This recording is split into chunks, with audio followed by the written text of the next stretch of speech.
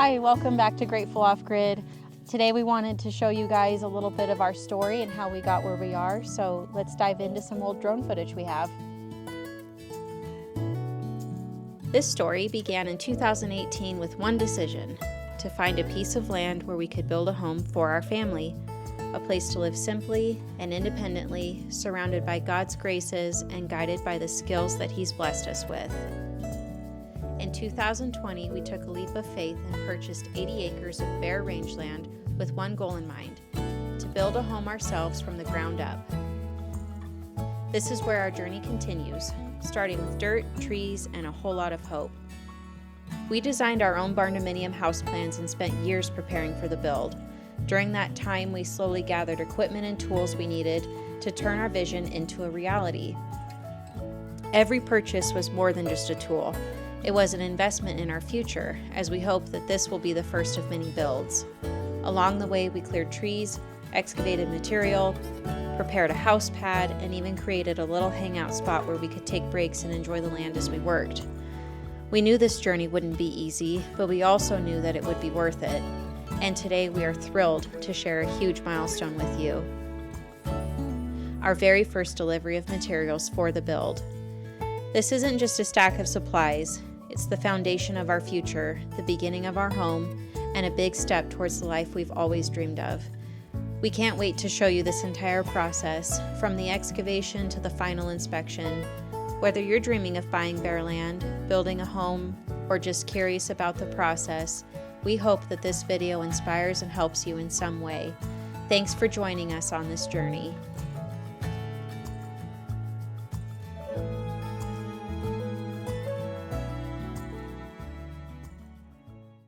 All right, so we don't have a lot of footage of the early stages of this process because we didn't start filming until the last year. We're 4 years into buying. We bought the property in 2020, and it's now 2024. So We're going to try to piece together the time frame with the photos and videos that we have to try to help paint a better picture for you how we got to where we are, which is getting the first delivery of materials on the property. And if you've seen a previous video of us building our fence, you know that we have tons of debris that we need to get taken care of. So we're just going to have a little bonfire while we share our story with you.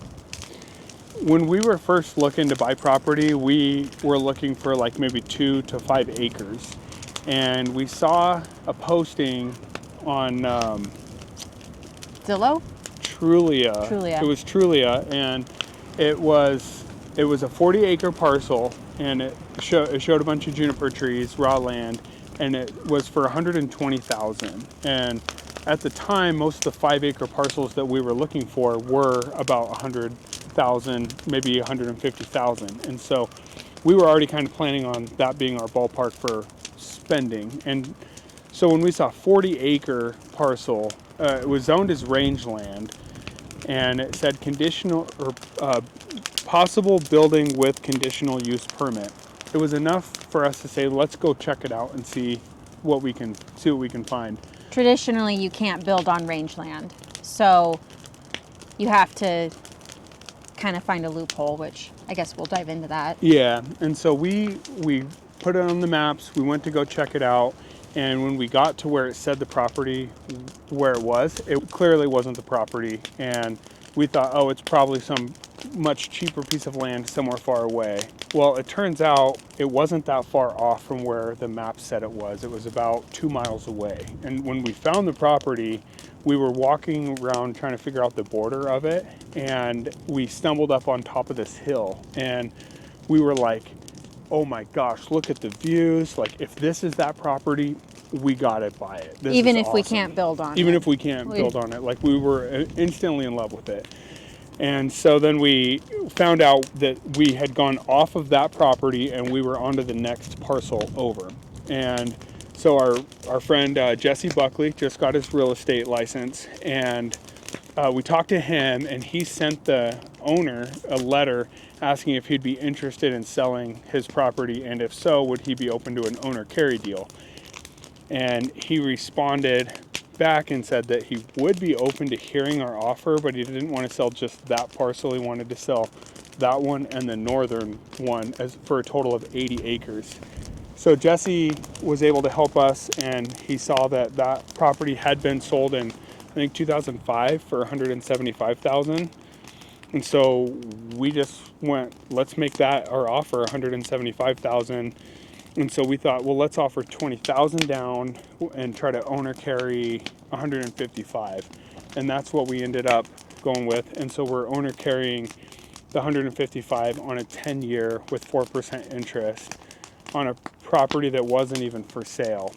We just want to express that we were really fortunate to be working with the people we bought the property through, because they were just really nice people. That's not going to happen with everybody, but they were willing to work with us on that. Yeah, they definitely didn't have to consider an owner carry deal. They took a chance on us, which is a huge blessing for us, because without them, even just responding to the letter that Jesse sent to them on our behalf, none of this would be happening. So that's just how we got the property. And now, fast forwarding a little bit, as soon as we got that non-farm dwelling, it was like, boom, let's just get it. And so we got it, and then we were trying to get an easement for what I think it was over a year. We were trying to work with the Forest Service to get an easement. Yeah, I know it's really hard to believe, but working with the government wasn't efficient or timely or easy. It was easier for us to buy another 40-acre parcel than it was to try to get an easement about 200 feet to the land. And the thing that really pushed us to buying that property was the property that was for sale got a new agent. And every day we would come out to get to our property, people were looking at the land, and we were like, somebody's going to buy this property. And that's how we were accessing our property at the time. Mm-hmm. So it was kind of a big deal that... It was a little stressful. We thought someone was going to buy it and be like, yo, stop driving through our property. So we made an offer, and full asking price, no contingency, and that's how we bought that property. And turns out that was also owner carry. Once we had the property and we started talking more with Michelle's parents, they ended up wanting to move out to the property as well, since now that there was 120 acres, 3 40-acre parcels, they could buy that parcel from us for what we paid for it, and we could do all the infrastructure and get them put on the property. We put a lot of energy into all the infrastructure and getting them established, and so they're completely taken care of. It's a and we have an easement to get to our property through them now, so that works out. Yeah, so that covered one. It started like the whole family compound thing, and gave us our easement, and we never have to worry about like some neighbor coming in that we don't like in the future. It's probably worth noting that we got the parcel that my parents are living on. We got that non-farm dwelling approved. At the same time, we got the second 40-acre parcel approved, because the plan is once we're finished with our home, we're going to be building Kurt's mom and stepdad a home out here as well. So on that northern 40. Really, we are building a family compound. We're really fortunate that each parcel is 40 acres, so we're all going to have our own space, but we'll be close enough to help each other, support one another. The grandparents can be close to their grandchild, which that was another major milestone within that 4-year time period. We welcomed our son into the family. And Harvey. Our second dog. Olive's here. You probably can't see her. Come here, Olive. It's a good girl. First dog. So, I don't think you can see her. But yeah. So at this point, it's like we've got 3 40-acre parcels, and in the process of getting Michelle's parents put onto that 40, we got the well done, and now we're splitting that well cost between 3 families. And so that was really nice, because that was a $50,000 cost to get the well drilled. We hit water at 580, and then we went down to 670-ish, like another 100 feet. Static went up to 540. They put the pump at 600 feet, and that's a 5-horse pump, 3-phase motor that pumps up into a cistern that is a 2,600 gallon cistern that has a 2-horse pump in it that can distribute it around the property. And we've had that all hooked up on solar for the last 2 years, and it's been running phenomenal. We've only had to run the generator for maybe 5 hours, 10 hours to charge up the batteries. And the cistern was like $3,500, or it was like $3,000. It was basically the same price as however many gallon capacity plus a little bit. Yeah. And we built a pump house up on top of that. So within that time frame that we were working towards getting the parcels buildable and getting my parents put out here, we were also designing our own house plans, and we decided with a Barndominium style because for our personal needs, we needed a shop that was large enough for Kurt to do all of his projects out of. And then just for the home itself, we were really drawn to the ability to have no load-bearing walls and design our own floor plan however we saw fit. And with the views out here, that was kind of important. We wanted to be able to capture as much as we could. And then the other major factor is the fact that we've decided to go totally off-grid. We're doing all solar for our electricity, so that played a role in the design of our house as well. So yeah, so the footprint of our house was getting to be pretty large, and it was really important to us that, one, we had plenty of parking up top where we were going to have the house, and two, for the build of the house and the lifelong maintenance of the house, we wanted to be able to drive around it always. So that being said, the footprint overall was getting to be very large, and we started to do some research on what it was going to cost us to bring material in or just excavate the land. And what we ended up deciding to do was try and find our own material on our land. So yeah, having this much property, we'll just get all the material from our own property and covering the top of our hill real fast. It's kind of there's a lot of like harder blue rock basalt mixed in with some cinder, and then it kind of it's pretty even the way it's rounded off. But I brought the top of our hill down 3 feet in elevation, pushed those rocks to the outside, and then we brought up 200 dump truck loads and started adding on to the outside. And it kind of, when you look at it on the drone shots, it looks like it was already kind of flat and rounded off, but that was 200 10-yard dump truck loads. So I went around and dug test holes all over. You know, on the northern part, we were hitting a lot of really hard, like this shelf of lava rock that was really hard. And actually on our little hill, our hill is mostly made up of cinder. So we strategically found a spot that we are calling the boneyard, where we took all the material, brought it to the top of the hill. Being able to create a clean and flat space to keep all of our equipment has been a game changer for the overall property. And materials. So we created the boneyard, and we took 200 loads and put it at the top of our hill, and we took 50 loads and we put that for my parents' house pad. And we did that at the same time because we were renting a machine. We wanted to do both at once. And I would say about half of the dump truck loads were filtered through a rock grizzly. The other half of them, you know, if it was going to be coming up more than 2 feet in grade, we would just dig it straight out of the hill, load it up, and send it off. And we also used a bunch of it for road base around the property that was filtered. And that worked out good because that saved us a lot of money. We didn't just lose all of our rock into the soft dirt right away. We decided we wanted to do a YouTube channel a long time ago, and we just never have. It's just, it is a lot of extra work, editing, filming, when you could just do it and not talk about it. It's much easier. So we finally decided, hey, we haven't started the house yet. Let's start the channel. And so... Well, and we recognize too that there's a lot of people out there that are probably in a similar situation where they either want to purchase bare land or they're interested in building their own home. Like, we are not immune to the realities of the cost of buying a house, of building a house. So that was another leading factor into deciding to do it ourselves. We would not be able to do what we're doing if we were paying somebody else to do it. So definitely.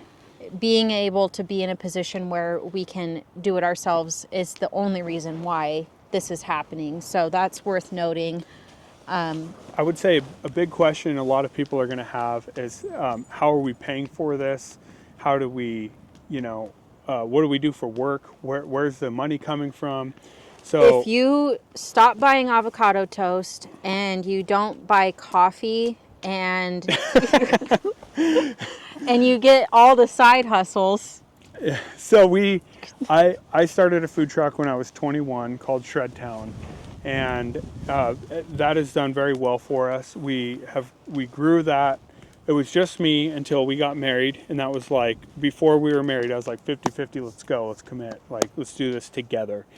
And through that process, we ended up having 6 locations, and we had a couple of food trucks doing events, weddings, festivals, different things like that. And we still have one food truck that is running, but we sold off all of the food trucks. And also, half of that business wasn't just running and operating the food trucks, but I was building and selling them as well. A lot of times I would build one and I would put it into our fleet, and it would take over the place of the one that needed the most attention. That one would get pulled back to our house, where it would get complete remodel and flipped and then sold. So that's where I learned like my electrical and plumbing, and always working with tools. And so Yep. And then a lot of what we're learning, we've learned off of YouTube. So yeah, and that was another driving force to us wanting to start this channel. YouTube has been an invaluable resource to us for several years now, and we hope that we can showcase some of the things that we've learned and hopefully be able to teach you guys something new as well. So if stuff comes up you want to know more information about, you have questions about, please ask. We are trying our best to respond to everybody and be as helpful as possible. So the rest of this video is going to be showing where we officially started filming full time. So it's going to kind of dive in where the house pad itself is almost complete. We'll show a little bit of the end excavation when we had a large excavator rented and Kurt was just rolling out the hill to kind of keep it all uniform and even and compacted. And then we'll show you just a little road that he built that takes you from the top of our house pad down to our little hangout area, and then eventually the first delivery of our materials. So if you want to stick around to see all of that, we encourage you, and we're just so happy to have you here. Yeah, another thing, just on, like, if you're thinking about buying property and just going for it, it's like, do it. Just do it, because one, it's super hard and challenging to figure it all out and to come up with everything, but I wouldn't trade it for anything.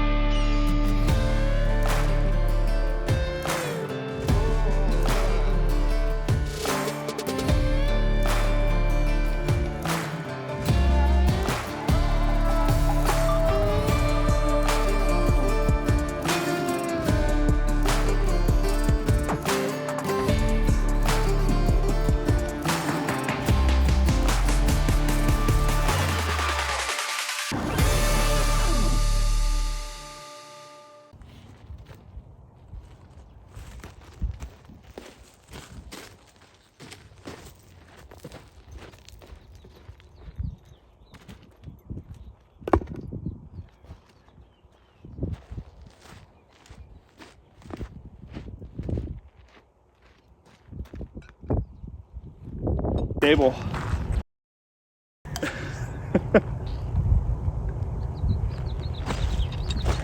All right, so what I'm about to get started on now is I'm making a a little driveway that goes from our house pad up top down to where we have like our little camping setup and our container down there.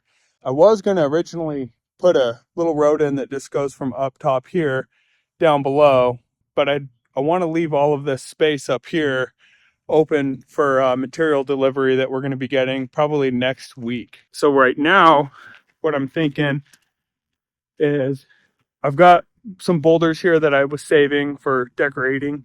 I'm going to move some of the boulders and try to cut the road in between the tree there and the house pad here. We've got about maybe 6 feet of elevation here that it's going to come down. So yeah, let's put a road in.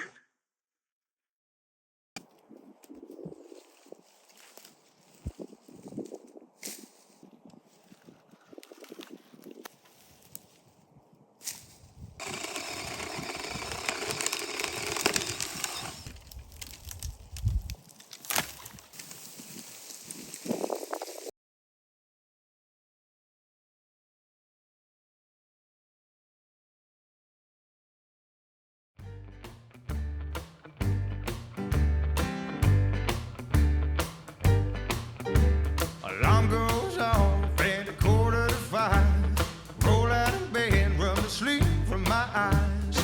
Throw on a shirt and some jeans and my boots, and then it's time to make that morning drive.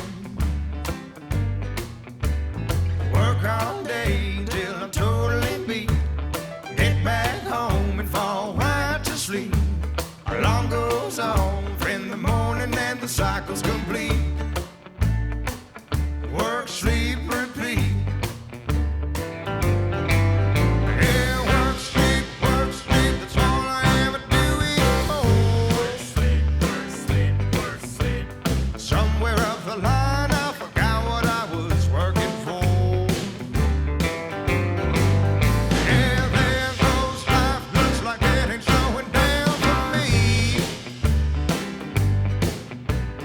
All I ever do is work, sleep, repeat. All right. I got all those rocks moved up on the edge of the hill there.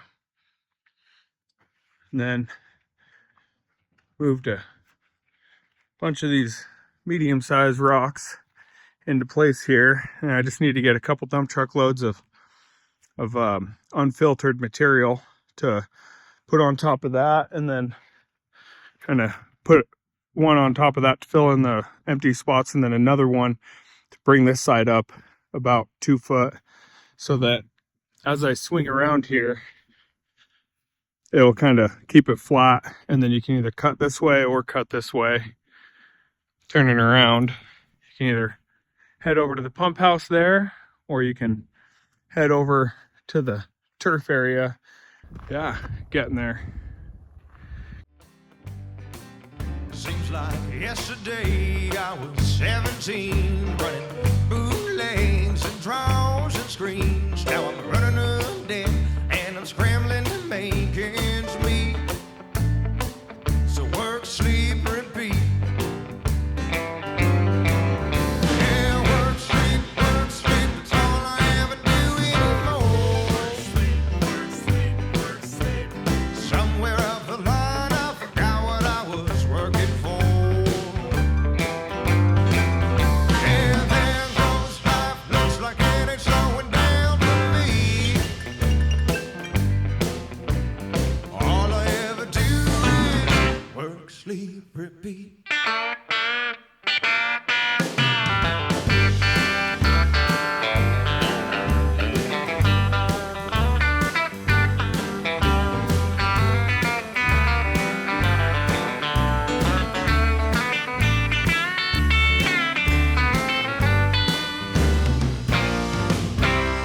Sometimes at work I just sit around and fantasize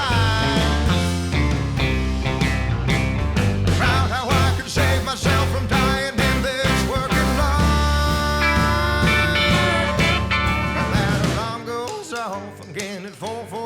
5. Roll out in bed, rub the sleep from my eyes.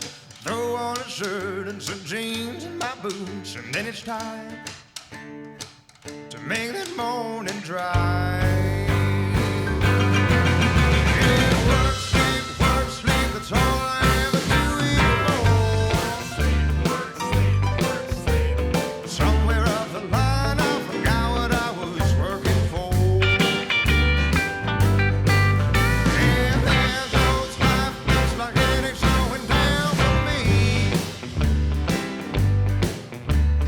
All I ever do is work, sleep, repeat. All I ever do is work, sleep, repeat. All I ever do is work, sleep, repeat.